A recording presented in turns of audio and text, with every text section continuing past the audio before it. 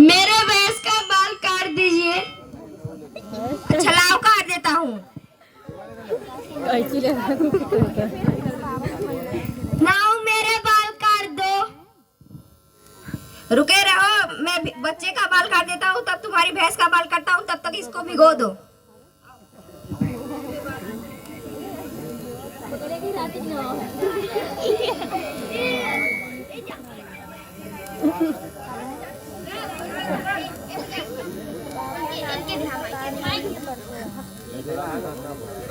बाबा मैं बाल नहीं कटा सकता। क्या हुआ बेटा, तुम दोनों का स्कूल में झगड़ा हुआ है क्या? नहीं तो तब बेटा तुम बाल क्यों नहीं कटवा रहे हो? उसका नाम पूछो। तुम्हारा नाम क्या है? भीमराव। पूरा नाम बताओ। भीमराव अंबावडेकर। जाति? यह क्या होता है? मैं समझ, जा अपने बाप से पूछ।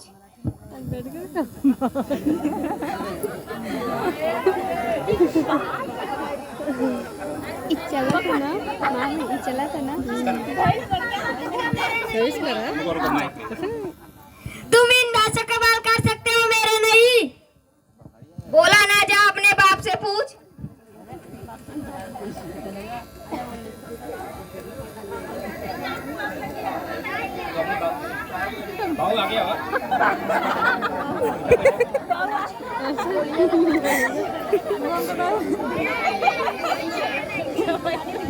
पापा मेरी जाति क्या है?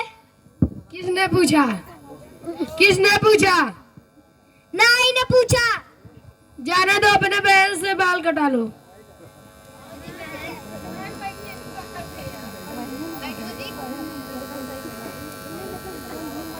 वाह भीम, तुम्हारे बाल कितने अच्छे लग रहे हैं। कोई बात नहीं, कोई बात नहीं।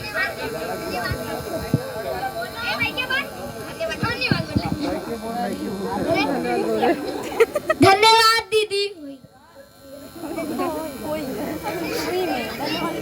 अगले दिन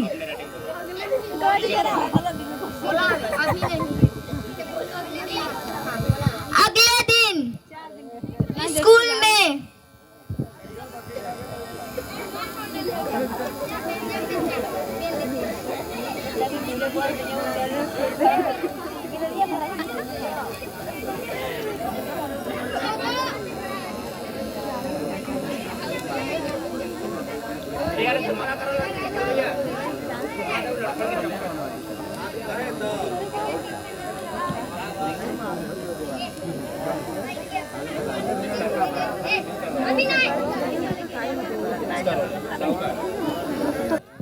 जी सर। प्रिंसिपल सर को और गुरुजी को बाहर लेकर आओ। और ध्रुव को। सर आपको साहूकार जी बुलाए हैं। सर आपको साहूकार जी बुलाए हैं। ठीक है मैं आता हूँ। सब लोग बच्चों तबले अपना होमवर्क करो, मैं आता हूँ। ध्रुव तुम भी चलो।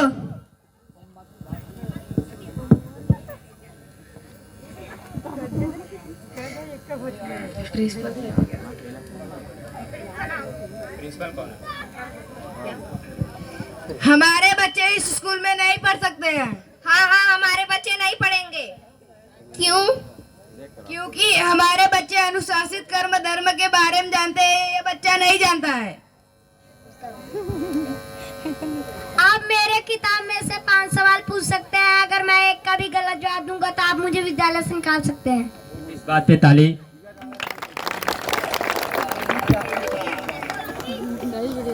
ध्रुव बेटा अपना बुक दो।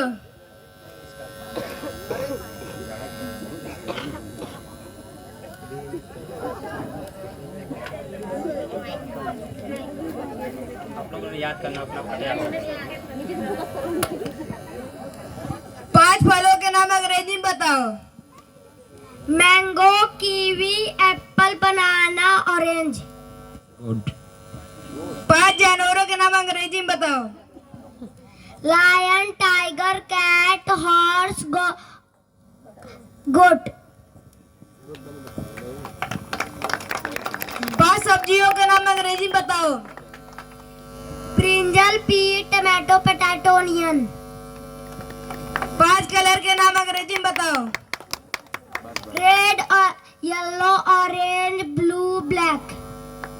5 शरीर के अंगों के नाम अंग्रेजी में बताओ। आईज, नोज, टंग, लिप्स, टीथ। घर को अंग्रेजी में क्या कहते हैं? हाउस। चावल को अंग्रेजी में क्या कहते हैं? राइस। 2 का पहाड़ा अंग्रेजी में बताओ। 2 1 जा 2, 2 2 जा 4, 2 3 जा 6, 2 7 जा 8, 2 5 जा 10,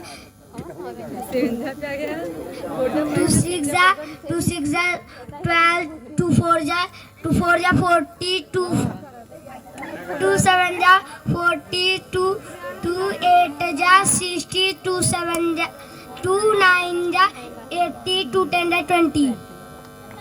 गुड। ताली, जोरदार ताली इस बच्चे के लिए। आप 5 सवाल के अलावा 20 सवाल पूछ चुके हैं। अब बस करिए। अगर हमारे विद्यालय में किसी भी बच्चे को निकालना की जरूरत ना करिए, यहाँ से चले जाइए,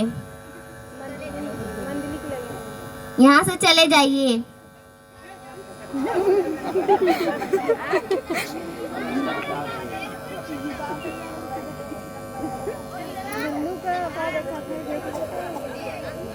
जय भीम, जय भारत।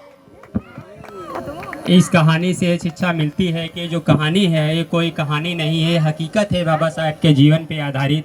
बाबा साहब ने अपने जीवन के संघर्षों में कितना बचपन से स्टार्ट करते हुए आज इस संविधान तक हम पहुँचे हैं। इसका मूल कारण था कि गरीबी, अशिक्षा, अछूत और जो तमाम बुराइयां थी जिसे मानव धर्म से हमें वंचित कर दिया गया था, जो मानव धर्म की जो हमें आज़ादी थी उससे वंचित कर दिया गया था, हमारे अधिकार को छीन लिया गया था, हमारे शिक्षा को छीन लिया गया था, हमारे स्वास्थ्य, हमारे धन, जमीन, हर चीज़ को छीन लिया गया था। सार्वजनिक स्तर पे घूमने का हर समय हमें दोषी बनाया गया, हमेशा हमारे साथ तिरस्कार हुआ, हमारे साथ छूत का भेदभाव हुआ।